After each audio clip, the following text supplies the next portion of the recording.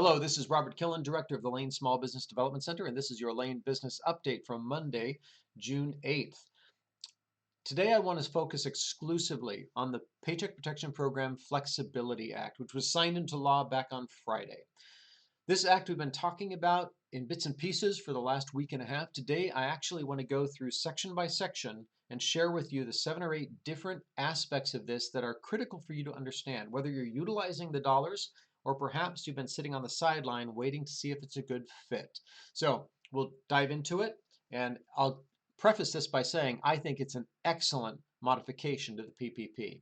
Number one, the Flexibility Act is retroactive back to the date of the original CARES Act, which means that no matter where you are in this process, no matter where you are in the use of funds, these new enhanced expanded guidelines apply to you. So that's good news. Number two, loan maturity is extended from 2 to 5 years. So as you're probably aware, with this program, you utilize funds and then some portion of those funds get forgiven, hopefully all of them, but if not all, whatever is left over gets converted into a loan. In the original CARES Act language, that loan was a 2-year loan, creating a very short window to repay back any amount that's left owing. They've extended that from 2 years to 5 years, easing that monthly payment requirement of any remaining loan amount. So again, a huge benefit. Number three, and this one is enormous, is they've extended the covered period from 8 weeks to 24. As you may be aware, once you receive funds, PPP funds in your bank account, the clock starts ticking, and you only have a certain amount of period to use those funds and potentially get them forgiven. In the original CARES Act, that covered period was only 8 weeks. They've tripled that to 24 weeks or December 31st, whichever comes first, significantly expanding the amount of time you have to utilize these funds and get them forgiven. Again, that's a huge benefit. Number four relates to the reduction of forgiveness utilizing an FTE calculation. In the original language, you had to get back to full-time FTE or you would end up getting a reduction of the amount forgiven. They've created some exemptions for that. The first one already existed, but the next two did not. So here's how it reads directly from the Act.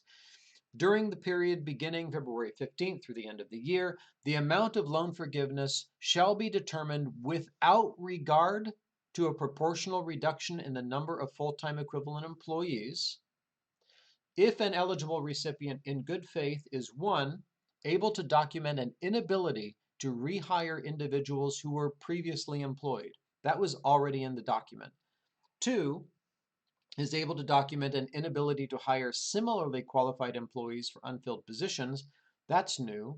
Or three, and I love this, is able to document an inability to return to the same level of business activity as pre-COVID due to compliance with requirements established or guidance issued by Health and Human Services, CDC, OSHA, related to the maintenance of standards for sanitation, social distancing, or any other worker or customer safety requirement related to COVID. So what this is saying, we'll use an example.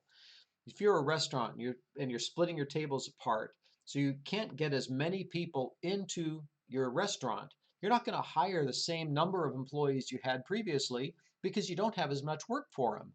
So what this is saying is that if by doing the work you're supposed to be doing now, by following the guidelines that are prescribed for you and your industry, if that is keeping you from getting back to pre-COVID levels of business, then you will not be held accountable to the FTE forgiveness calculations, which is excellent news because that was the hardest part of the prior model. It's simply the prior model did not recognize the new landscape we're in.